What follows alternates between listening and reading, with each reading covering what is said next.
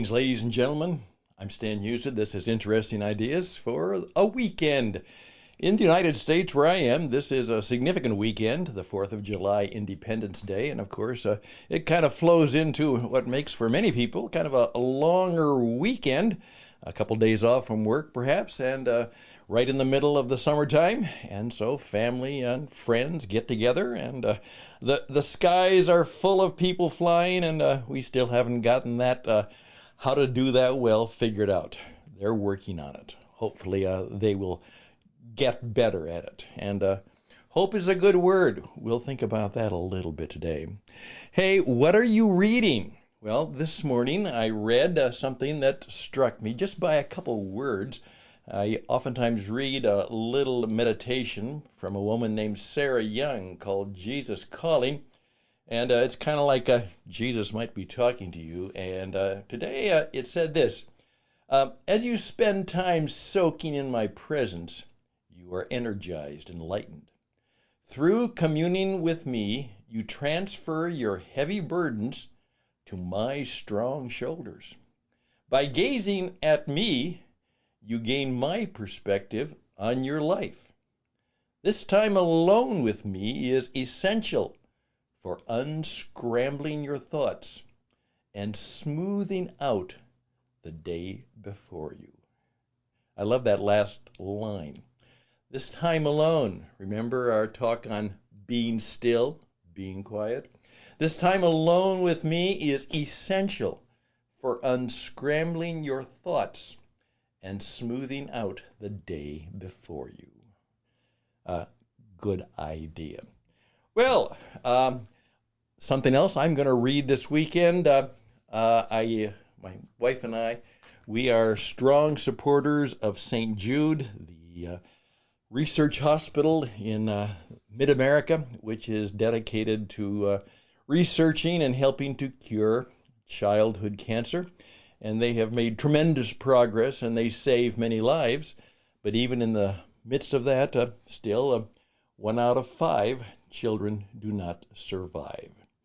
And I loved what they called the edition which I just got, which is full of inspiring stories, Partners in Hope edition.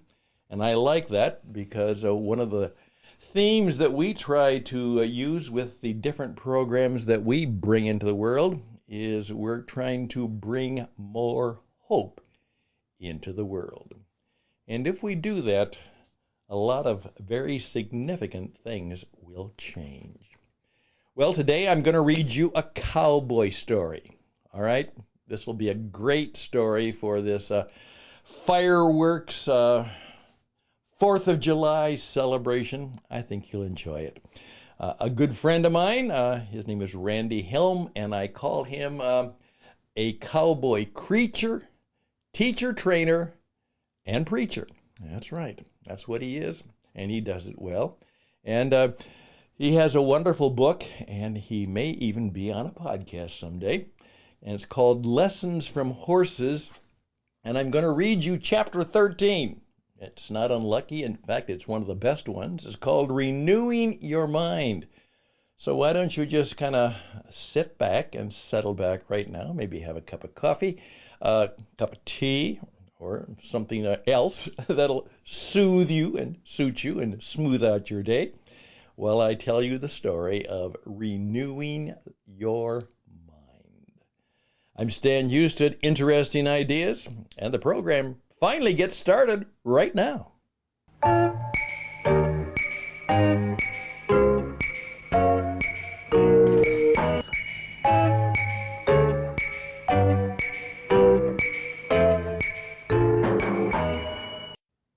Okay, here we go from Randy Helm, Lessons from Horses.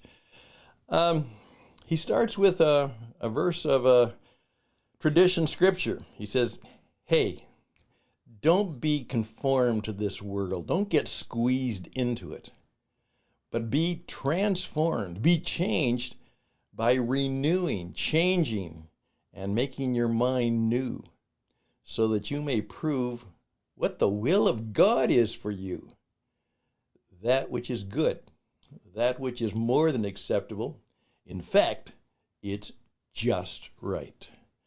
Uh, that letter was written to a group of people in Rome who were going through some really bad times when they got that letter. And this is how the creature, teacher, trainer, Randy, preaches on. A little over a year after the Wild Horse Inmate program began, the first news story was aired on a local NBC affiliate.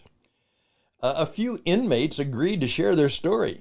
Well, this gave me a chance to hear them talk about the change in their lives and what they had learned about working with wild horses and burros. The reporter asked an inmate to describe what we do. He answered, "We are not breaking the horses. We are more like horse educators." Well, I hadn't heard it put this way before, but I kind of liked it. Horse educator is a great description for what a horse trainer should be doing. In horse training, we work on changing how a horse thinks. We spend time developing good habits that, through a process of repetition and consistency, become muscle memory. When a horse comes into the training program, he's developed a way of thinking about the world and specifically about people. He has fears and behaviors that are developed from genetics and, of course, the environment that he's in. Training a wild horse begins by changing how he thinks. The truth is, I don't teach the horse to do much of anything. He already knows how to do almost everything I want him to do. He knows how to stand still, walk, trot, and lope. The horse even knows how to accomplish advanced maneuvers such as flying ledge and lead changes and rollbacks. What he doesn't know is what I want him to do, and even more importantly, why he should choose to do what I want. The major focus in training horses is not how a horse acts, but how a horse thinks. He comes in with a mind that thinks in a very particular way. My job as a trainer is to do everything I can to help the horse begin to think differently. You see, renewing the mind should be a journey rather than a destination. Think about that. Renewing the mind. Now, here cowboy preacher Randy goes on. A horse that begins this process embarks on an incredible adventure into a new life. It's a journey that never ends. I spent years conducting gentling clinics for the Bureau of Land Management at adoption events throughout the state of Arizona. Typically, I would work with 12 to 15 wild horses over the course of a 3-day adoption event. The horses would be brought in at random, and it was amazing to see the different temperaments and personalities. The horses sound a lot like children, like human beings, don't they? Well, he continues. The historic western town of Wickenburg, Arizona, was always one of my favorite adoption events, and because of a beautiful blue roan mare, it became one of the most memorable. A big mare was driven up the alleyway and into a small round pen as I moved to the center, allowing her to begin trotting in circles around me. Every muscle in her body was tense. There was no question she was confused and afraid. She gave me her undivided attention, and soon she was turning toward me when I asked her to change directions. Fear diminished as she studied me intently. She figured out when I wanted her to turn and when I wanted her to stop. Then something happened that I didn't expect. About 20 minutes into the training, she stopped and looked at me. Her eyes softened and she dropped her head. She calmly walked to where I was standing and put her nose on my chest, allowing me to pet her while she stood quietly. Within 15 minutes, she was haltered with a saddle blanket on her back. The crowd thought I was amazing, and I overheard a lady say, He is a real horse whisperer. I confess to those standing that this was not normal behavior, and I certainly was not that good. You see, something changed in the mare's thinking, and consequently, she made a decision to trust me. Every time she turned toward me or faced me and stopped, all the pressure went away. She made the connection between what I was trying to do and what she was doing. Soon she figured out that I was not the source of her running in circles, but rather the source of her resting and having peace. She decided she wanted to stop running and get closer to the source of peace. Think about that in your own life. She decided she wanted to stop running in circles and get closer to the source of peace. Renewing the mind is much like that for you and me. We can run in circles wondering why God is doing this to us, or we can begin responding to Him and realize He's kind of just waiting for us to understand, stop running, and rest in peace. Be still. Like the horse, we think a certain way because that's how we are wired. Our genetics and experiences give us the lens through which we see the world. We are transformed by the renewing of our minds as we realize that, God is not here to make us run in circles, but to give us peace and a life worth living. You know what? I like the translations of the letter in Romans that Paul wrote to his friends in Rome. And here's that kind of up-to-date translation. Hey, don't copy the behavior and customs of everybody in this world, but let God take a hold of you and transform you into a new person by changing the way you think. Then you will learn how to know what God's good will is for you, which is always good, always pleasing, full of peace, and of course, just right.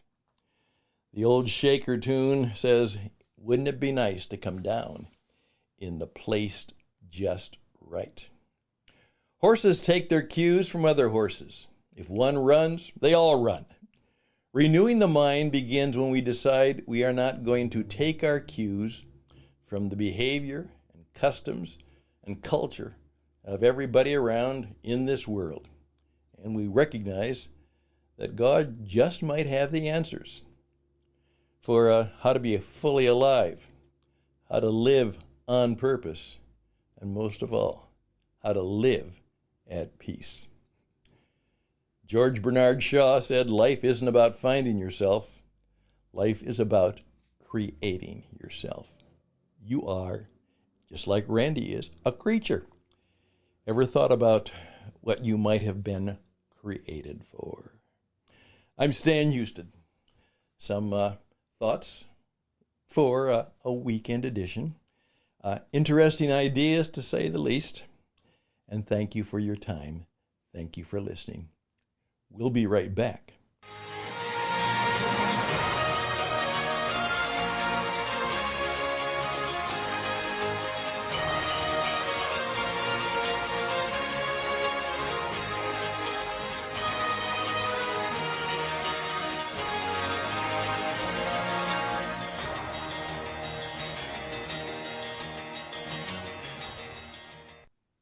And I'm coming back just to thank you. You were very kind to listen to me. Because, guess who that was for? That was for me. I needed that today. And so I read it for me, and I just kind of let you listen in, and I hope it was worthwhile for you to do that. You gave me 15 minutes of your time on a busy weekend, and that might be part of the problem. Maybe we can make it a little less busy. And by doing that, you honored me, and I respect you and thank you. Interesting Ideas is about what everything I do is about, how to help bring more hope into the world.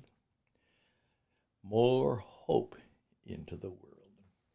reach out to me and see if I can help you. StanHouston@gmail.com. StanHouston@gmail.com.